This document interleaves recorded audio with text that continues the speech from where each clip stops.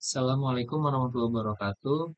Perkenalkan nama saya Don Muhammad Rizal dengan NIM 4182311009 dari Fakultas Ilmu Komputer dan em, jurusan Sistem Informasi. Kau penjawab ujian akhir semester presentasi dari mata kuliah Analitik Data. Dari saya yaitu analisis faktor yang mempengaruhi tingkat kelulusan mahasiswa.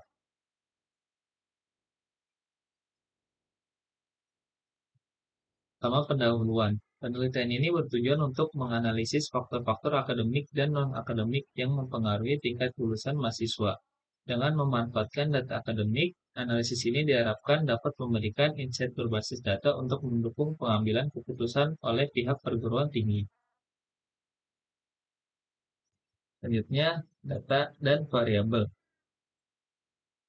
Dataset terdiri dari 300 data mahasiswa dengan variabel IPK, jumlah SKS, tingkat kehadiran, status kerja, pendidikan orang tua, serta status lulusan sebagai variabel target. Selanjutnya, metodologi. Metode yang digunakan adalah regresi logistik karena variabel target bersifat biner, lulus dan tidak lulus. Data dibagi menjadi data training dan testing dengan rasio 75:25. Sebelum pemodelan, dilakukan standarisasi data numerik.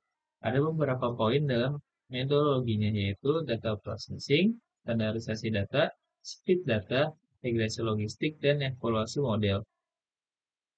Selanjutnya, implementasi dengan script berbasis Python. Pada proses implementasi menggunakan script dan upload dataset dengan nama file sebagai berikut. Lalu menggunakan VS Code dan Penguin dengan sebagai virtual environment untuk running code Python-nya. Output dari pengolahan data lewat script bisa dilihat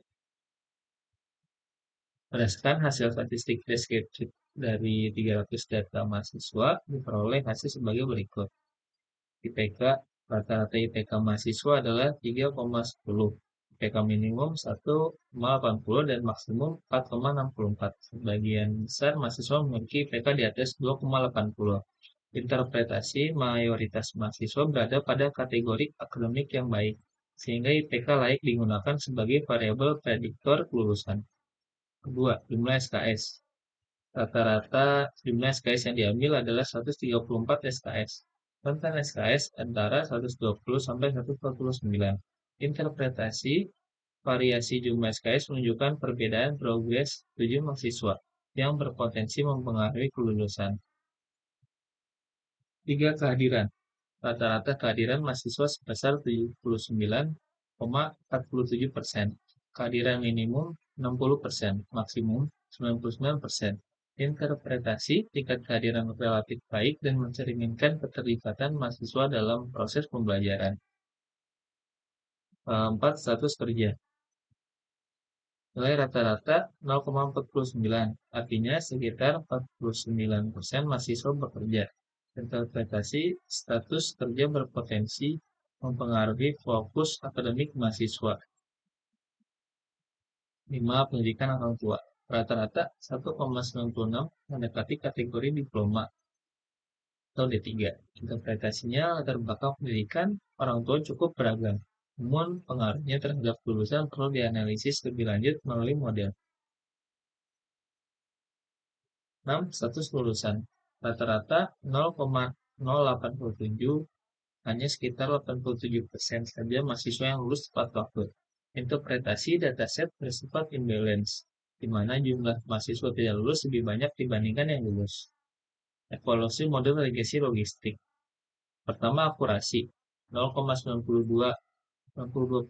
Interpretasi model mampu memprediksi status lulusan mahasiswa dengan tingkat ketepatan sebesar 92%, yang menunjukkan performa model secara umum sangat baik. Namun akurasi tinggi perlu dianalisis bersama metrik lain karena data tidak seimbang. Yang kedua, precision 0,80. Interpretasi dari seluruh mahasiswa yang diprediksi lulus, sebanyak 80% benar-benar lulus.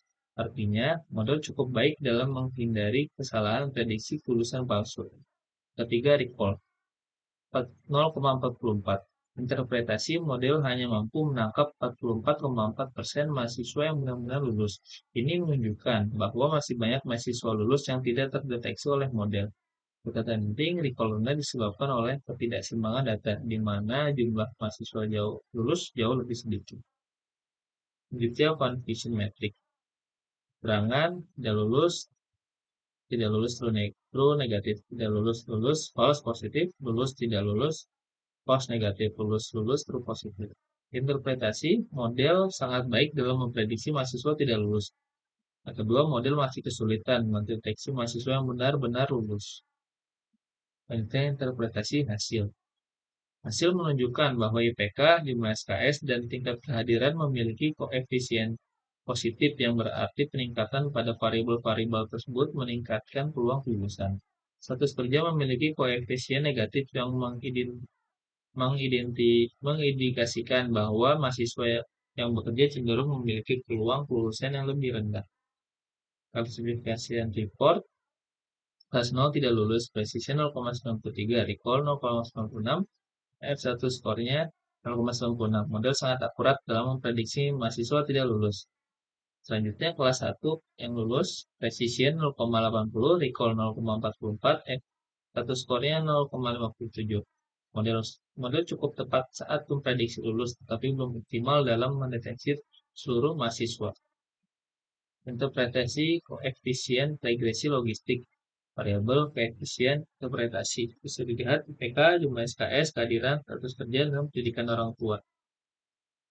Makna koefisiensi positifnya, semakin tinggi nilai variabel, maka semakin besar peluang mahasiswa untuk lulus.